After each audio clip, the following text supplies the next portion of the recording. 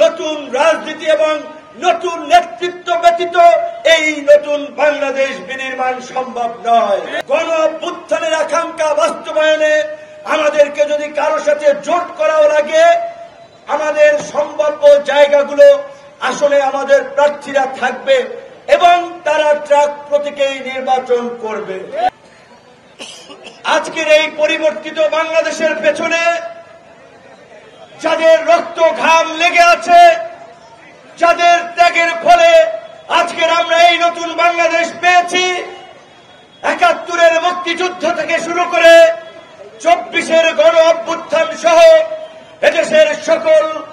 আচ্ছা, যমুনা টিভির এক ভাই বলছে একটু হেল্প করা, যে মিডিয়ার একটু ফুটেজ দিতে একটু হেল্প করেন সবাই। এই ২৪-এর গণ অভ্যুত্থানেও যারা নিহত হয়েছেন, সেই সকল গণতন্ত্রের সকল শহীদদের, আহত পঙ্গুত্ব বরণকারী জীবিত থাকা আমাদের ভাই বন্ধুদের আজকের এই সমাবেশ থেকে আমরা শ্রদ্ধাভরে স্মরণ করছি, মৃতদের আত্মার মাগফিরাত কামনা করছি। আপনারা জানেন, এই বিয়ানীবাজারের মতো একটা উপজেলা থেকেও ৭ জন আমাদের বন্ধুরা চলে গিয়েছে। আমরা স্মরণ করছি সেই তৈয়ব আলীর ছেলে শহীদ নাজমুল ইসলামকে, আমরা স্মরণ করছি কয়সর আহমেদের সূর্য সন্তান শহীদ সানি আহমদকে, আমরা স্মরণ করছি মকবুল আলীর সন্তান তাজউদ্দিনকে, আমরা স্মরণ করছি রফিক উদ্দিনের সন্তান শহীদ কারি মোহাম্মদ কামরুল ইসলাম পাবেলকে, আমরা স্মরণ করছি আলাই মিয়ার সন্তান শহীদ মিনহাজ উদ্দিনকে, আমরা স্মরণ করছি মোবারক আলীর সন্তান শহীদ গৌসুদ্দিনকে, আমরা স্মরণ করছি সুরাই মিয়ার সন্তান শহীদ হাসান আহমেদকে।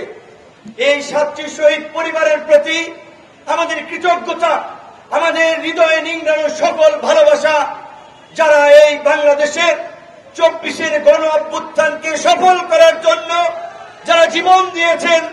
আপনারা জানেন, আমাদের যাত্রা, রাজনৈতিক যাত্রা শুরু হয়েছিল এই ফ্যাসিবাদের উত্তাল সময়ে, এবং সেই আন্দোলন করতে গিয়ে এই মঞ্চে এবং মঞ্চের আশেপাশে আমাদের ছাত্র যুব গণ অধিকার পরিষদের অনেক তরুণ আছে, যারা বারবার রক্তাক্ত হয়েছে, যাদের রক্তে এই পিচ ঢালা রাজপথ রঞ্জিত হয়েছে।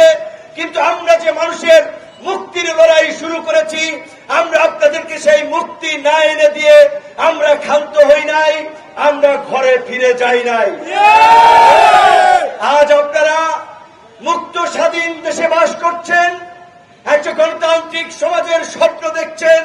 তাই আমরা বলতে চাই, এই গণ অভ্যুত্থানের সুফল জনগণের কাছে পৌঁছানোর জন্য, জনগণের অধিকার সুরক্ষিত করার জন্য আমরা যে হানাহানি, মারামারি, হিংসা, বিদ্বেষ মুক্ত একটা নতুন বাংলাদেশের স্বপ্ন দেখেছিলাম, যেই বাংলাদেশে রাজনৈতিক মত পথের পার্থক্য থাকা সত্ত্বেও মানুষ চায়ের দোকানে বসে কুশল বিনিময় করবে, মসজিদে গেলে বুক মিলাবে, মন্দিরে কিংবা পূজার মণ্ডপে শুভেচ্ছা বিনিময় করবে।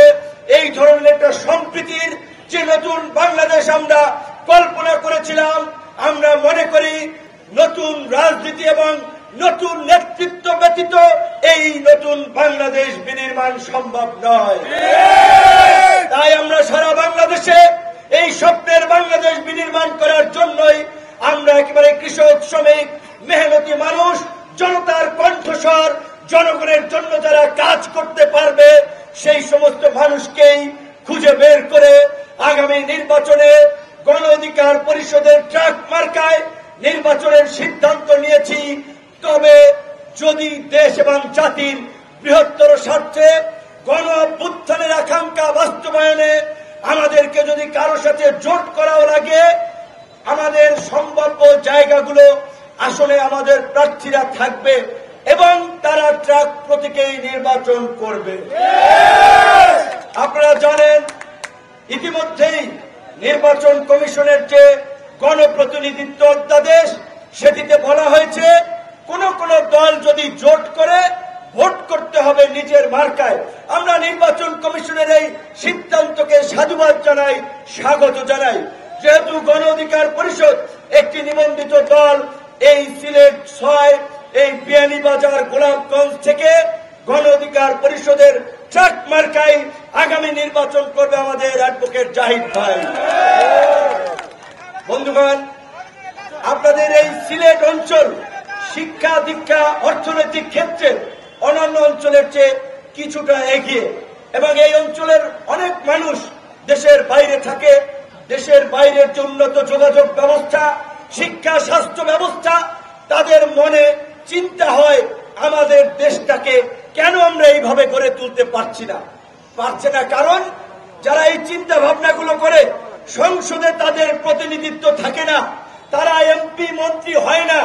তাই আমি মনে করি আপনারা যে সুযোগ পেয়েছেন এই বৃহত্তর বিয়ানীবাজার এবং গোলাপগঞ্জের মানুষের জন্য কাজ করার, একজন প্রতিষ্ঠিত প্রবাসী সজ্জন ব্যক্তিত্ব জাহিদ ভাই, তার জন্য আমার অসুস্থ শরীর নিয়েও আমি এখানে এসেছি।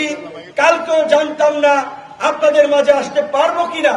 এসেছি আপনাদের এলাকার ভালোবাসায়, আপনাদের এলাকার একজন সম্মানিত মানুষ, তার আহ্বানে তার প্রতিও কৃতজ্ঞতা জানানোর জন্য।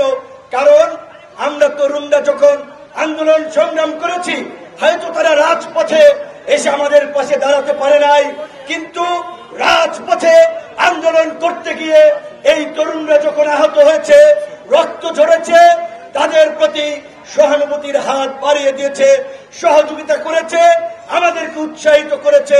তাই আমরা মনে করি আমাদের নৈতিক দায়িত্ব তাদের এই অবদানের কথা আপনাদের সামনে তুলে ধরা।